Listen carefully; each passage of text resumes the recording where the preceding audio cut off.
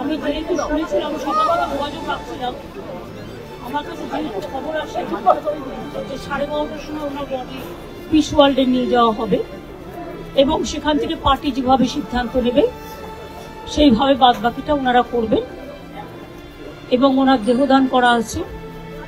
আমরা সরকারিভাবে আজকে রাজ্য সরকার ছুটি ঘোষণা করে দিয়েছি, আজকে ফুল ডে ছুটি থাকবে এবং আগামীকাল সসম্মানে রাষ্ট্রীয় সম্মানের সাথে আমরা তাকে শেষ বিদায় জানাতে চাই গান স্যালুটের মাধ্যমে।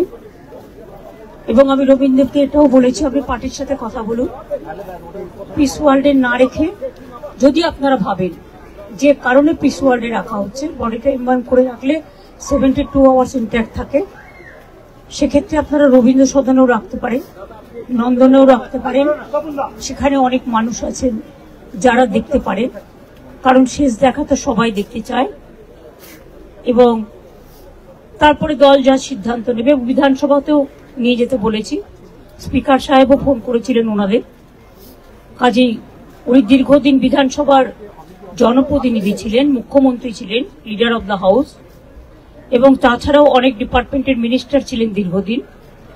কাজেই ওনার মৃত্যুটা রাজ্যের পক্ষে একটা বড় লস। ওনার সাথে আমার অনেকবার কথা হয়েছে, দেখা হয়েছে, উনি যতবার হসপিটালে ভর্তি হয়েছেন আমরা দেখতে গেছি এবং সবসময় উনি সুস্থ হয়ে ফিরে এসেছেন, এটা আমাদের কাছে বড় প্রাপ্য ছিল। ওনার মৃত্যুর বয়স হয়তো হয়নি, কিন্তু যেহেতু ওনার একটা প্রবলেম ছিল, শ্বাসকষ্ট হতো। আজ সকালেও বৌদি বললেন যে ব্রেকফাস্ট করেছেন, ব্রেকফাস্টের পরেই শ্বাসকষ্টটা হয়ে হঠাৎ চলে গেছেন। কাজে আমি তার পরিবারবর্গ, মীরা বৌদিকে, সুচেতনা, তার সন্তানকে, আমার দলের সকলকে, সিপিএম দলের, বামফ্রন্টের সকলকে সহ নাগরিক সকলকেই আমাদের শ্রদ্ধা এবং সমবেদনা জানাচ্ছি। ওনার জীবনে অনেক কন্ট্রিবিউশন আছে, সেটা ডিটেলস আলোচনা এখানে করার জায়গা নয়। আসুন আমরা প্রার্থনা করি, তিনি পার্থিব জগৎ থেকে বিদায় নিয়েছেন কিন্তু মানুষের জগতে বিচরণ করবেন। একটা মানুষ মরে গেলে তার জীবন শেষ হয়ে যায় না, তাকে মানুষ মনে রাখে তার কাজের মধ্যে দিয়ে। তার আত্মা শান্তি পাক, বারবার তিনি ফিরে আসুন এই বাংলার মাটিতেই।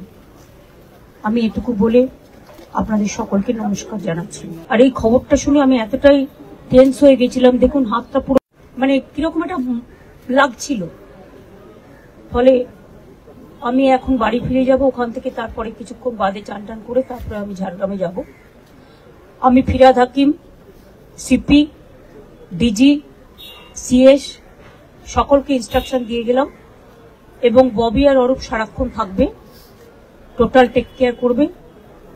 যা যা প্রয়োজন দলের পক্ষ থেকে ওরা মিছিল করে নিয়ে যাবে, যখন দেখবে যেন কোনো অসুবিধে না হয়, পুলিশ যেন ঠিক মতো ব্যবস্থা করে সবকিছু, যাতে কোনো রকম কোনো অসুবিধে না হয়। ব্যক্তিগত অনেক কথা আছে, কিন্তু সেটা আজকে বলার দিন নয়, কখনো সময় পেলে নিশ্চয়ই বলবো।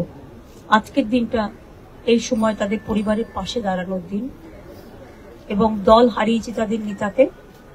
আমি অন্য দল করলেও তাদের দলের সাথেও আমার সম্পূর্ণ সমবেদনা থাকবে।